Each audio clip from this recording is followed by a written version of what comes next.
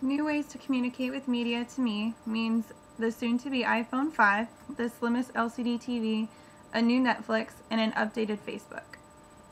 In the article, What's New About New Media, it mentions that we put the hope of advanced communication systems into this one type of technology that is barely 20 years old, the internet.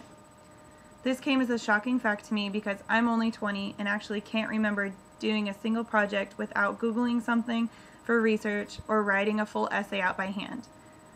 Almost every project I have turned in the past has been either typed and or researched via the internet.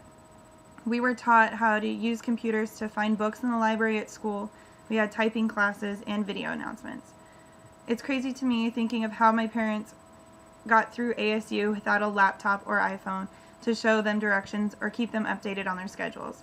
Just these tools alone get me through classes daily. This article explains that we consider a piece of technology new when it is still seen as a novelty or when the item is in its prime. There will always be a new iPhone or Droid, but the internet is one thing that doesn't have a new or second option. It just keeps growing. As the article continues, it highlights a time in history that created the word media for us today. It says, quote, "The term media itself hails from precisely this period, as do the structures of today's entertainment and information technologies, or economies. From 1740 to 1915, the newer technologies were being produced that were electronic and digital, such as the television and other home appliances.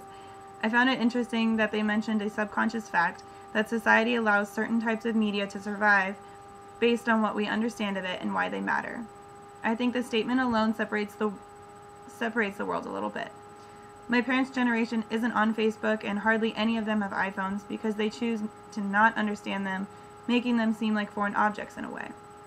My mom is a teacher, and she used to make me look up the words in the dictionary instead of just spell check on the computer.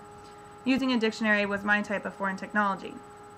Therefore, how people use and retrieve their sources of media explains the growing use of electronics. People these days want their information faster yet accurate, and at the tip of their finger at all times. Hence the smartphone boom. It is important to recognize how far we have come in the technology world. We can now communicate to people thousands of miles away with a little Wi-Fi and the touch of a button.